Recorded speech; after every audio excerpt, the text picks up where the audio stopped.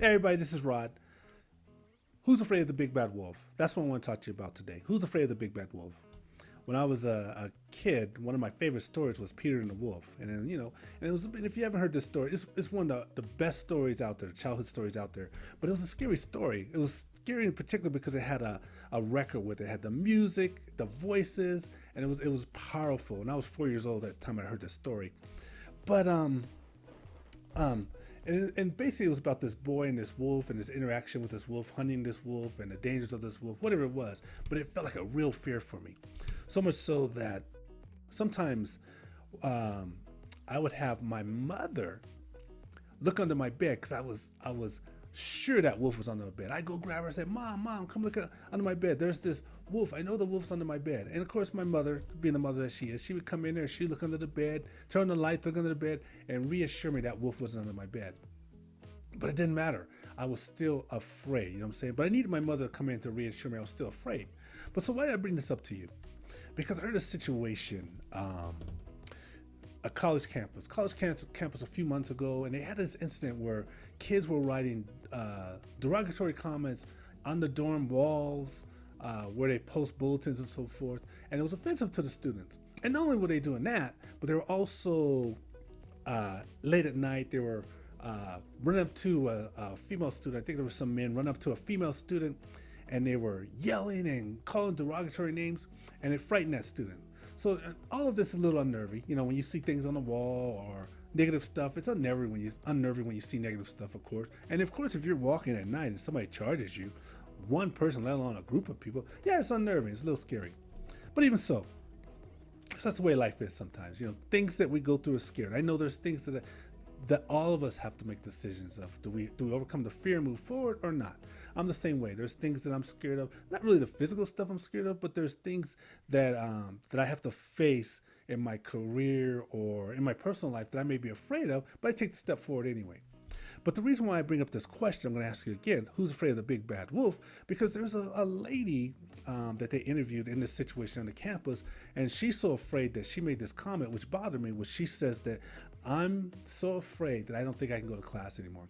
And I thought that was upsetting to me. I thought it was sad because to be that afraid that you're willing to give up your goals, your dreams, your future, I thought that was sad. And that's why I say, who's afraid of the big bad wolf? I'm talking about smoke and mirrors. I thought that was sad. And that's why I say, who's afraid of the big bad wolf? Because when you look at people who are destructive, who do negative things like write derogatory comments on the wall, knowing they're going to hurt other people, or when they chase down people, a group of people chase down people to put fear into people, it's what type of effort does that take? To destroy doesn't require any effort. Anybody can destroy. It doesn't require any thought process. It requires nothing. To destroy, we give people too much credit who are trying to destroy or be destructive or create fear. We give them too much credit because the hard part is not destruction. The hard part is building. You look at people that build that are important in our lives right now, like an Oprah Winfrey. Oprah Winfrey spent her whole career building, teaching. That's why she's so popular.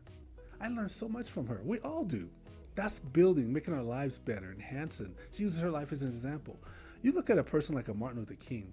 He used his life to build. He lost his life doing so, but he used his life building and helping. I mean, that's what's hard. Nelson Mandela in prison for 29 years, but when he gets out, he's not talking about destroying. He's talking about building. Mother Teresa, building. Maya Angelou, building. People that have the most impact in our world. Gandhi, building. They're the ones that build. That's the ones who you respect. That's the ones you give thought to. But these other folks, you know, the small minority people who feel destruction is a way to get a quick power fix or whatever it is, we give them too much credit. This lady who's talking about quitting because of these folks, she's giving these folks too much credit. There's nothing to be afraid of.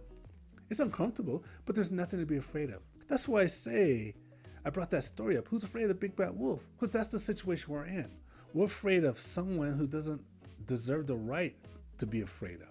We're uncomfortable around these folks. They don't even deserve the right for us to be uncomfortable because they requires no thought, no creativity to what they do. They do the easy thing. They just destroy, and then they look around and glorifying this power because everybody's upset.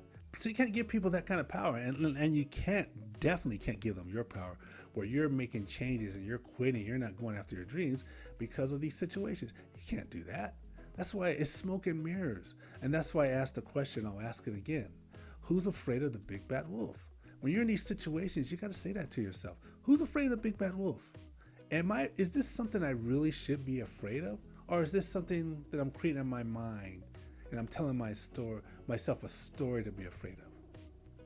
So I hope that makes sense to you. And I want to thank you again for listening. And of course, I'll talk to you guys soon.